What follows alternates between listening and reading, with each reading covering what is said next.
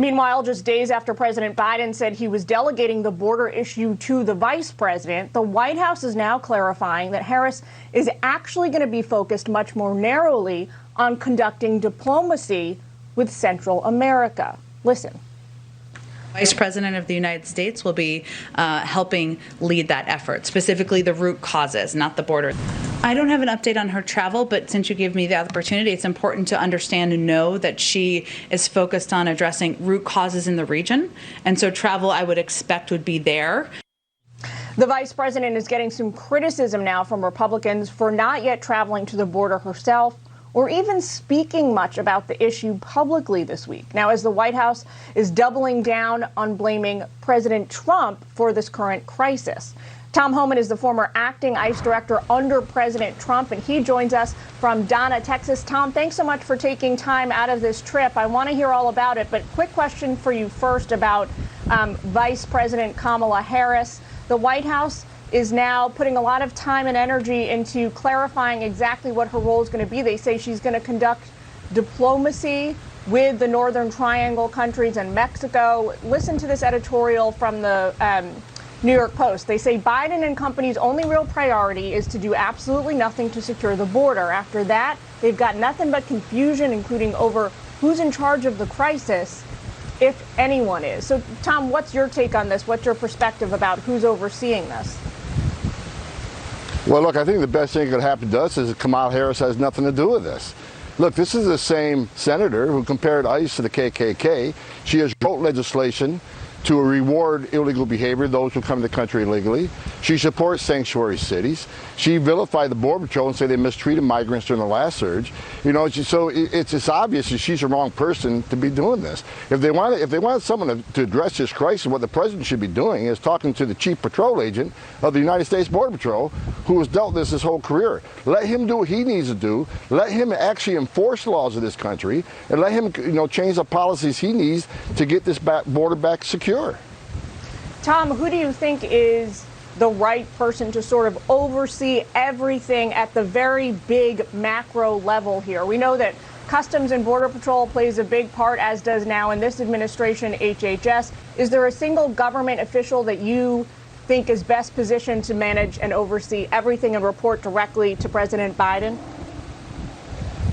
Not in this administration. Look, this administration has shown they have no intention of enforcing the law.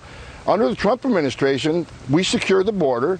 We arrested those that enter illegally. We detained them. We gave them due process to see a judge. When 90% of Central Americans who claim fear at the border never get relief. They all get remove orders, and ICE removed them. And when that happened, when we enforced the law and showed a consequence to deterrence, the numbers went down on the border. But this administration has made it clear. They've already gutted ICE, took away 90% of their authority. ICE isn't removing these people.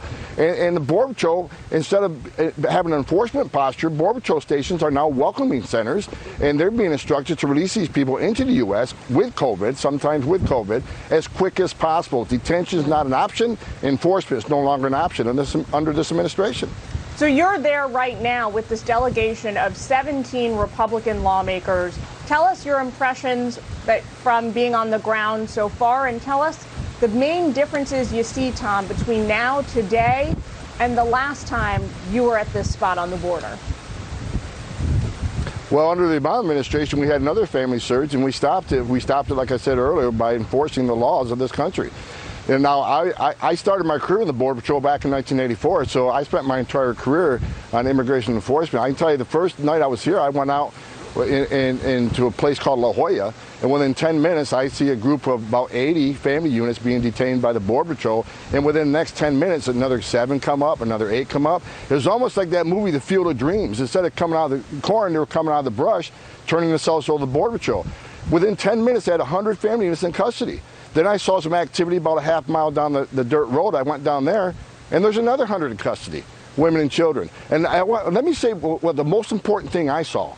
Now, the Biden administration said they got a humane policy. The only humanity I saw, the only compassion I saw, were the men and women of the Border Patrol that actually were hugging these children. I saw a big, brawly Border Patrol get on his knees to talk to a little girl, 7-year-old girl that was crying. And within a couple of minutes, he got her to crack a smile on her face. These men and women in the Border Patrol are in a difficult position. And the other day, their commander-in-chief made a comment they were watching children die of starvation on the riverbank and doing nothing about it, which is disgrace and disrespectful to every man and woman that wears that uniform that saved over 4,000 migrant lives last year. I saw compassion. I saw compassion from the Border Patrol. The policies of this administration has already caused the separation of nearly 18,000 families, where parents are putting their children in the arms of criminal cartels to be smuggled in the United States. 31% of women get sexually assaulted. Children die, another child died the other day drowned in a river. The policies of this administration are going to result in open borders and more immigrant deaths coming across that border. Tom, thanks for taking time out of this tour you're doing with lawmakers. We hope you see some more compassion today along the southern border. We wish you the best going forward. We'd love to get you back on to hear your thoughts once the trip is wrapped up. Thanks, Tom. Thanks for having me. You bet.